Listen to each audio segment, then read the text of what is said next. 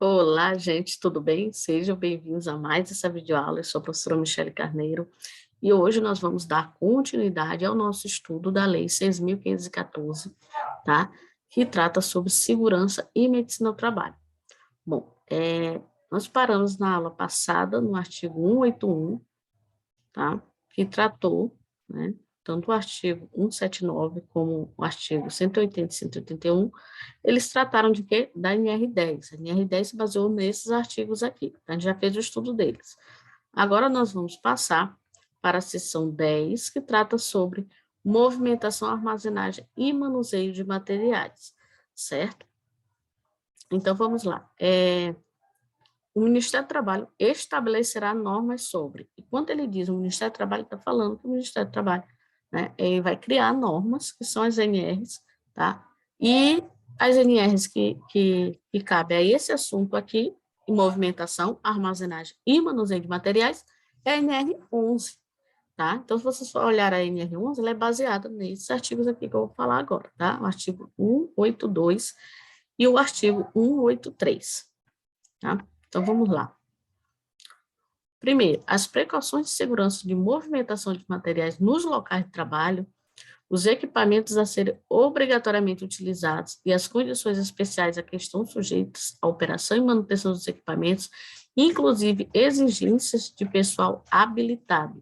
Então, o que ele vai dizer? Que o Ministério do Trabalho ele vai estabelecer normas para isso aqui, tá? Que trabalha a questão das precauções de segurança, que é a NR11.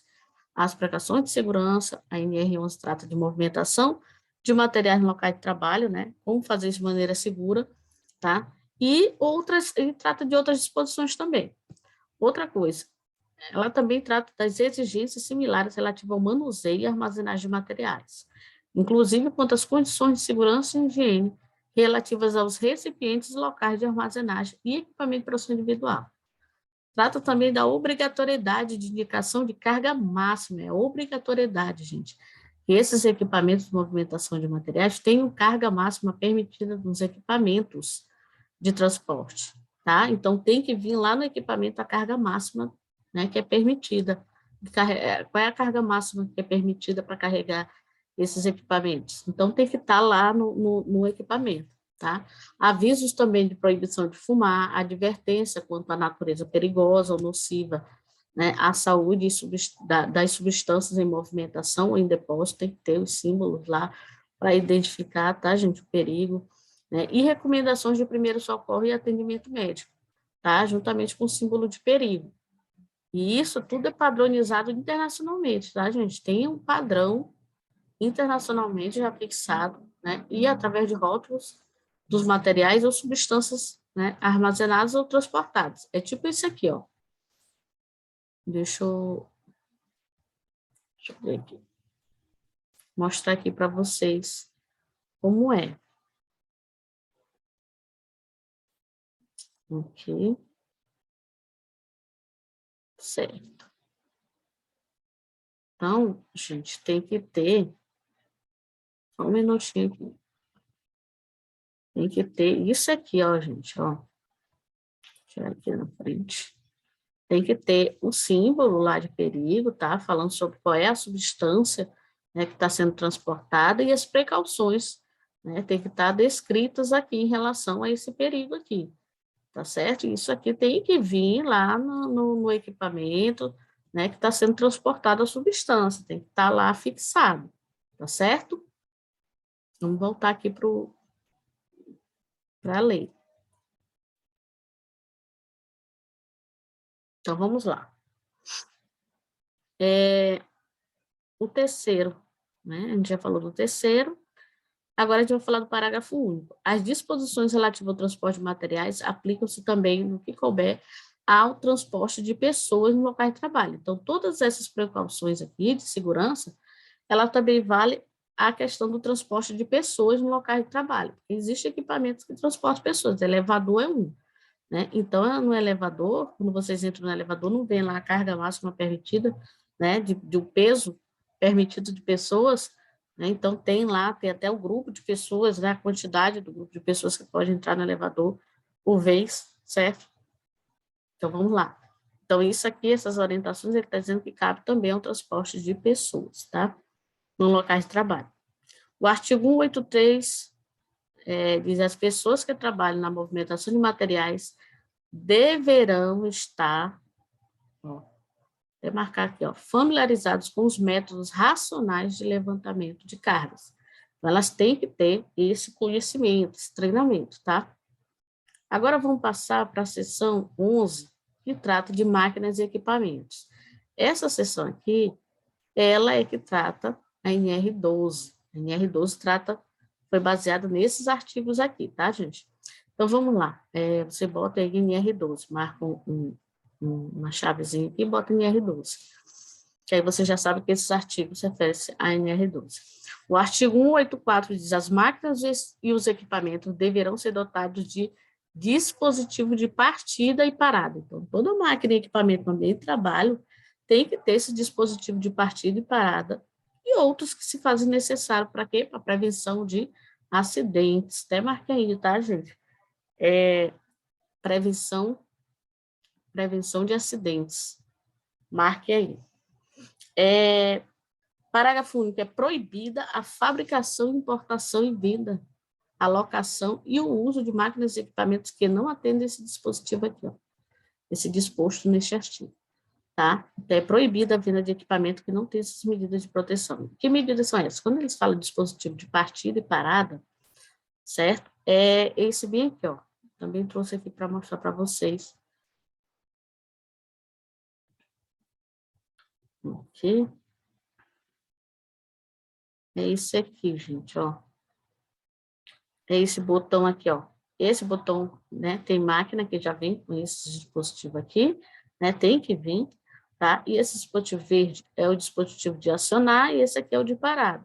E tem esse aqui de parada de emergência, né? Aconteceu alguma coisa, né? Prendeu alguma coisa, esse botão ele tem que estar próximo do colaborador, só para ele bater a mão aqui e desligar a máquina total, tá? De parada de emergência, tá ok? Vamos voltar aqui.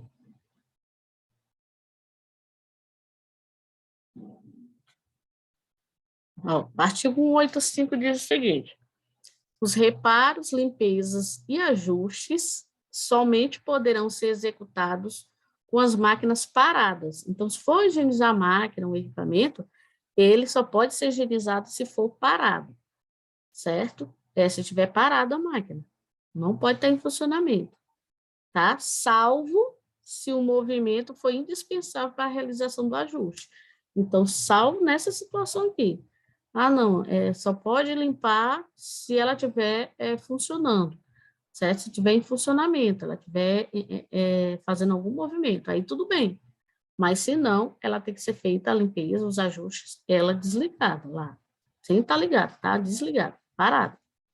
O Ministério do Trabalho, artigo 186, estabelecerá normas adicionais sobre proteção e medidas de segurança relacionadas a máquinas e equipamentos, especialmente, né, olha aí, gente, ó, especialmente quanto à proteção de partes móveis, tá? Então, relacionado a partes móveis, que pode gerar acidentes, distância entre elas e vias de acesso. Isso aí vocês encontram com mais detalhe na NR12, tá, gente? Agora vamos para a seção 12, que trata de caldeiras, fornos e recipiente de pressão, né? Então, tem muita empresa que usa esses equipamentos aqui, caldeiras, fornos e recipiente de pressão, que já vai tratar da NR13, tá, gente? Então, o artigo 187, ele diz que as caldeiras, equipamentos, recipientes em geral, que operam sob pressão, né, deverão dispor de válvula e outros dispositivos de segurança para evitar que seja ultrapassada a pressão interna de trabalho compatível com sua resistência. Esses vasos de pressão, eles têm uma pressão interna que não pode ser ultrapassada. Para evitar isso, eles usam válvulas, tá? E outros dispositivos de segurança. É tipo esse aqui que eu também separei aqui para mostrar para vocês, ó.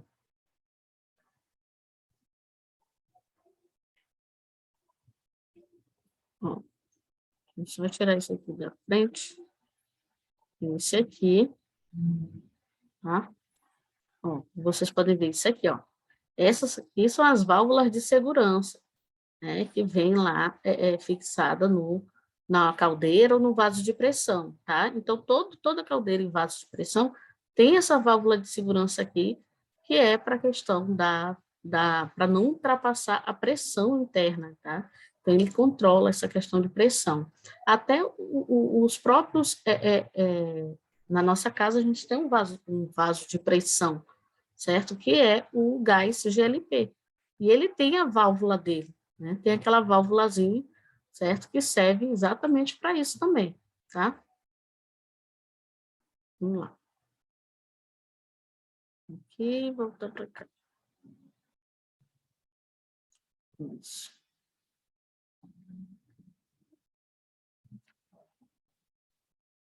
Vamos lá. O parágrafo único diz o seguinte, que quanto ao revestimento interno, localização, ventilação dos locais e outros meios de eliminação de gases e vapores que são prejudiciais à saúde, né, e demais instalações e equipamentos necessários à execução segura das tarefas de cada empregado, o Ministério do Trabalho vai também elaborar normas relacionadas a isso. Né? E você encontra na NR3, tá? Falando sobre isso também. O artigo 188, que diz: as caldeiras serão periodicamente submetidas à inspeção de segurança, gente. Toda caldeira e vaso de pressão tem que passar por inspeções de segurança. E isso está lá na NR13 também, tá? E essa inspeção é feita pelo engenheiro ou uma empresa especializada, que são inscritos no Ministério do Trabalho, tá? Toda caldeira será acompanhada de prontuário. Toda caldeira tem que ter prontuário, tá, gente? E esse prontuário com documentação original do fabricante, abrangendo no mínimo, tem que estar lá a especificação técnica da caldeira, desenhos, detalhes, provas e testes realizados durante a fabricação e montagem, características funcionais, pressão máxima de trabalho permitida, que a gente chama de PMTP, né? E esta última indicada em local visível. Então, o PMTP tem que estar em local visível, essa pressão lá no equipamento, tá? O proprietário da caldeira deverá organizar e manter atualizado e apresentar, quando exigido por uma autoridade competente, o registro de segurança do equipamento da caldeira, tá? No qual serão anotadas sistematicamente, no registro de segurança que vai ter lá indicações de provas efetuadas, inspeções, reparos, qualquer outra ocorrência. O registro de segurança vai estar junto lá do prontuário, tem que estar no estabelecimento, tá, gente? Não pode, né, esse registro de segurança está em outro lugar, tem que estar no estabelecimento onde se localiza a caldeira ou vaso de pressão. Seção 13, trata de atividades insalubres ou perigosas, né? Atividades insalubres ou perigosas, que são duas normas regulamentadoras. Atividades insalubres é a NR15 e atividades perigosas é a NR16, que trata de atividades e operações perigosas, tá? Então, vamos lá, artigo 189 diz assim, ó, serão consideradas atividades ou operações insalubres aquela que possua natureza, condições ou método de trabalho, expunha os empregados a agentes nocivos à saúde, que pode prejudicar a saúde, tá, gente? Acima do limite de tolerância. Então, se o colaborador, eles trabalham expostos a agentes nocivos acima dos limites de tolerância, né, é considerado, né, atividades e operações insalubres, porque isso pode vir prejudicar a saúde dele. E esses limites de tolerâncias, eles são fixados na norma NR15. Lá na NR15 tem esses limites de tolerância para cada agente, tá? Ó, o artigo 190 diz isso, ó, o Ministério do Trabalho aprovará o quadro de atividades e operações insalubres, tá? Então, ela já aprovou o quadro de operações insalubres, que é da NR15, tá? E ela que vai descrever, ela que descreve, na verdade, as atividades que são consideradas insalubres, tá? Parágrafo único, as normas referidas neste artigo incluirão medidas também de proteção, né? Não vai falar quais são as atividades, ela também vai incluir as medidas de proteção, tá? Que nas operações que produzem aerodispersóides tóxicos, irritantes, alérgicos ou incômodos, são agentes que podem provocar isso. O artigo 191 diz assim, ó, a eliminação e neutralização da insalubridade só ocorrerá, né, quando a empresa adotar medidas que conservem o ambiente dentro dos limites de tolerância. Né? Então, tem que estar até no limite de tolerância. Aí, tudo bem, não prejudica o colaborador. Então, houve o quê? A eliminação e neutralização da insalubridade. Mas passou do limite de tolerância, já é considerado insalubre. Tá? E também, quando ela utilizar equipamento de proteção individual ao trabalhador, que diminua a intensidade do agente nos limites de tolerância. Tá? Então, é algum agente que você verificou estava acima do limite de tolerância, e aí você conseguiu implementar um equipamento de proteção individual que trouxe para baixo do limite de tolerância, tudo bem. Né? Então, conseguiu neutralizar mais a insalubridade, diminuir. Né? Então, não vai ser considerado mais insalubre, tá? Vai eliminar a insalubridade do local, certo? Parágrafo único. Caberá às delegacias regional do trabalho, comprovada a insalubridade, notificar as empresas estipulando prazos para sua eliminação ou neutralização na forma deste artigo. Então, se a empresa, se a fiscalização chegar nessa empresa e identificar atividades e operações insalubres, então ela vai dar um prazo para a empresa eliminar e neutralizar essas atividades, ou neutralizar. Artigo 192, o exercício de trabalho em condições insalubres acima do limite de tolerância, então, se tiver acima do limite de tolerância, o que vai acontecer? A empresa vai ter que pagar o adicional de insalubridade. E o adicional de insalubridade, gente, ele tem 3 porcentagens. Tem exposições que geram adicional de 40%, outras exposições que geram apenas de 20% e outras que geram apenas de 10%, tá? E essas porcentagens é calculada em cima do salário mínimo da região. Artigo 193. O que diz o artigo 193? São consideradas atividades e operações perigosas, aqui já entra em NR16, tá, gente? Na forma da regulamentação do Ministério do Trabalho, aquelas que, por sua natureza, do trabalho impliquem contato permanente com inflamáveis ou explosivos em condições de risco acentuado. A NR16, que trata desse tipo de atividade, operações perigosas, ela já até acrescentou mais, né, outras atividades que são consideradas perigosas. Então, se vocês quiserem conhecer, é só ir lá na NR16, tá? E se for constatado que a atividade é perigosa, né, é uma operação perigosa, esse colaborador vai receber 30% em cima do seu salário, sem acréscimo, sem gratificação, mas é em cima do salário base, não é em cima do salário mínimo. O mínimo é só insalubridade, que é 10, 20 ou 40% em cima do salário mínimo, independente de quanto o colaborador ganha. Ele pode ganhar 3 mil reais, mas a insalubridade é calculada em cima do salário mínimo. Insalubridade. Agora, periculosidade, não. Se ele trabalha nessas atividades descritas aqui, lá na NR16, exposto a essas atividades, então ele vai receber 30% em cima do salário que ele ganha, não do salário mínimo, tá? Vamos lá. Artigo 194, ele diz assim, ó, o direito do empregado ao adicional de salubridade ou periculosidade cessará com a eliminação do risco à saúde e integridade física. Então, esse adicional de salubridade ou periculosidade que o colaborador recebe, ele pode ser eliminado, tá? O empregador ele pode não pagar mais, desde que o risco seja eliminado, tá? E não ocorra risco à saúde ou integridade física do colaborador. Então, se ele implantou medidas de proteção, seja elas medidas de proteção individual, seja medidas de proteção coletiva, que conseguiu eliminar, né, esse perigo ou essa insalubridade, então ele não é obrigado a pagar esses adicionais, tá? O artigo 195, a caracterização e classificação da insalubridade e periculosidade, segundo o Ministério do Trabalho, ele só será feito através de perícia. E quem faz essas perícias para caracterizar se o ambiente insalubre ou perigoso é o médico do trabalho ou o engenheiro de segurança do trabalho, com registro no Ministério do Trabalho, tá, gente? Artigo 197, gente. Esses outros artigos aqui, esses outros vocês podem ler que vocês vão entender, tá? Mas aqui o importante que eu trouxe é esse aqui, ó, artigo 197. Materiais e substâncias empregados, manipulados ou transportados nos locais de trabalho, quando perigosos ou nocivos à saúde, eles devem conter o rótulo na sua composição, recomendações de socorro imediato, símbolo de perigo, correspondente à segunda padronização internacional, igual aquele que eu mostrei anteriormente para vocês, certo?